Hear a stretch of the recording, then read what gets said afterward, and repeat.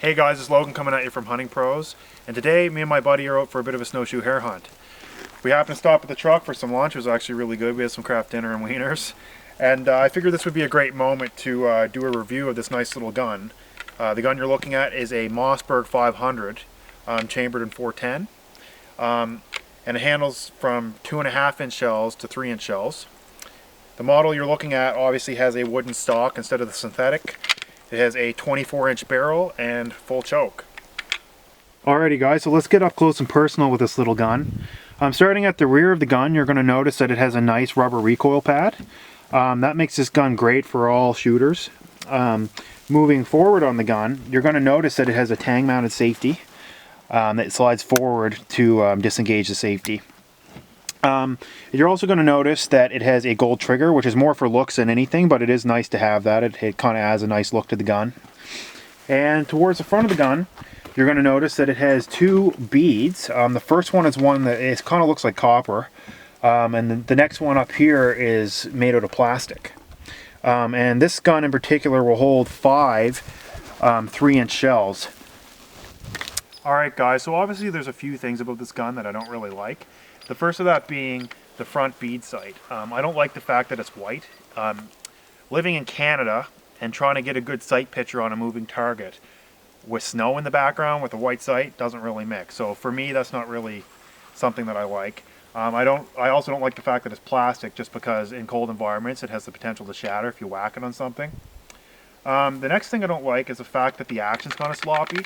I find that about a lot of Model 500s. It doesn't affect the functionality of the gun, which is a good thing, but I have noticed that walking through the woods, you're constantly hearing, that type of noise. So you could bump a rabbit, you could flush a grouse prematurely, possibly. But like I said, that has nothing to do with the functionality of the gun. These things are workhorses, and I think we all know that. And the last thing I don't really like about the gun is the fact that there's no plate here to assist you to get the rounds up inside of the gun. It also kind of makes it so that dirt and snow and a bunch of debris can get up inside of there and actually interfere with the functionality of the gun. So I don't really like that, but once again guys, all in all, this is a workhorse of a gun, and it's great for all people. So at this point guys, I think it's only fair to give you a quick look at how this actually shoots. So I'm going to load it up here. I'm going to put 3 shells in it, and we're going to do a little bit of shooting. Sorry, my hands are a little cold.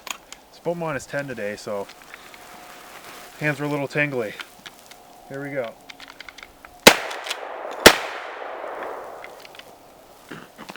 Alrighty guys, so I'm not sure if you can see that or not, but I put a paper plate down range there about 15 yards, and I'm just going to take one shot at it with a 3-inch number 6 birdshot load, just to show you how this would pattern on paper. So here we go.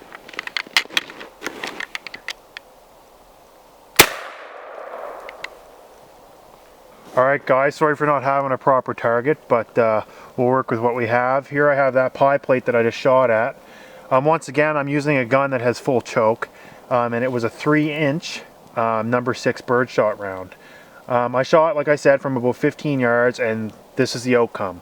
So as you'll see, most of the pattern was actually at the top of the target, and I did aim right in the center, and as you'll notice, actually, one stray pellet went way down here. But for the most part, I mean, if that was a rabbit, if that was a grouse, something like that, it would definitely be a dead animal.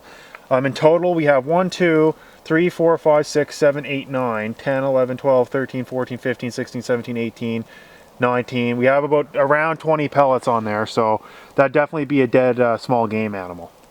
Alright guys, so all in all, if you're looking for a gun that's not going to break the bank, and that's good for all shooters, this may be the firearm for you. Although there have been some issues that I have noted with this gun, I must say that Mossberg manufactures very reliable firearms, and they definitely hold up to that name. It's coming up. We have a couple reviews, one of a Mossberg Model 88 Maverick and 20 gauge with interchangeable chokes, so that will be coming up, as well as a couple more reviews on 2 Remington 870s, one being a 12 gauge Express and another one being a 20 gauge Special Field Edition.